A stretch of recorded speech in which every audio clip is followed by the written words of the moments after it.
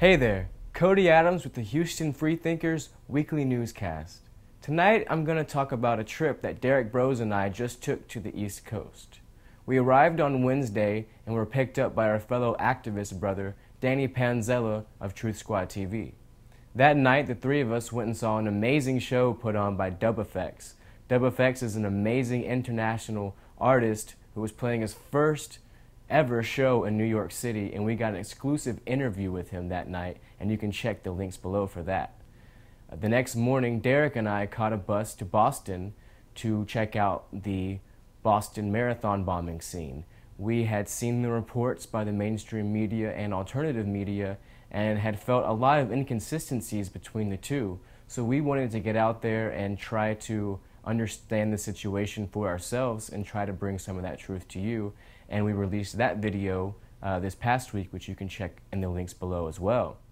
As you'll see in the video, the police presence was heavily felt. When we first arrived in Boston at the bus station, military police were all over the place, and that was also the case when we arrived at the scene of the bombing.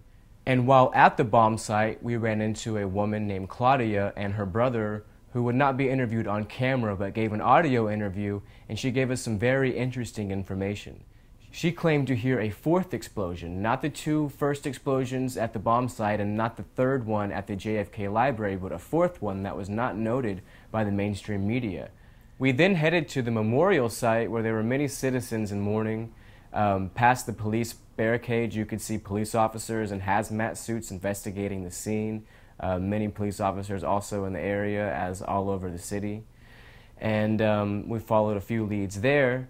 And then that night, while we were in Boston, is when the firefight began, supposedly between the two suspects and the police, where one was killed in the firefight and one was on the loose.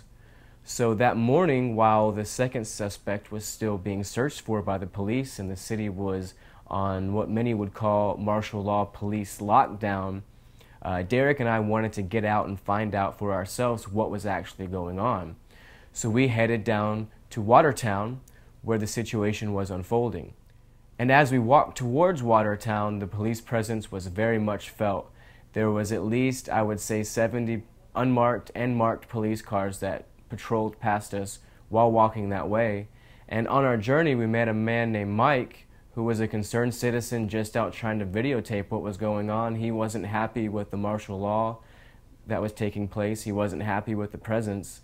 So he decided to join us and help us get to the scene and get as close as we could. So with Mike guiding us, we approached the city of Watertown. We approached the bridge that actually allows you to get to the city, and we were met by police, and we were actually not allowed to cross the bridge. The police threatened us with arrest and with taking our cameras away, so we decided to leave that scene and try another route.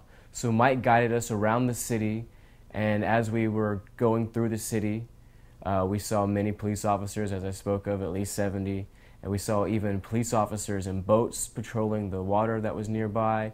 It was a really hectic scene. So after having to take the back way through the city, we finally arrived to where the mainstream media was. It was basically 2 rows of cameras, one on each side of the street, and in the middle there was police and military vehicles going through, all types of armored vehicles, unmarked vehicles, and marked vehicles as well.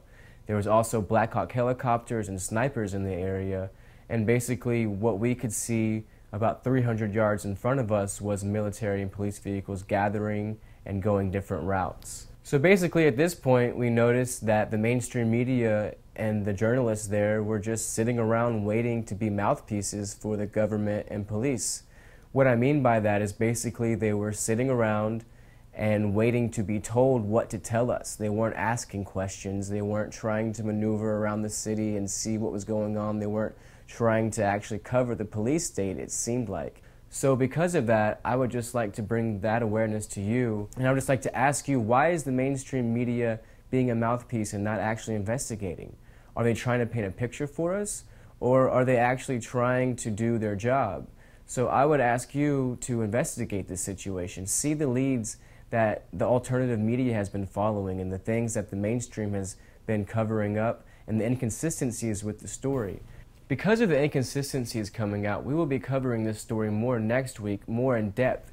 And we'll try to follow the leads that the mainstream media is not and give you the opportunity to make judgment for yourself of what's really going on here. So stay tuned for that coverage. I'm Cody Adams with the Houston Freethinkers Weekly Newscast.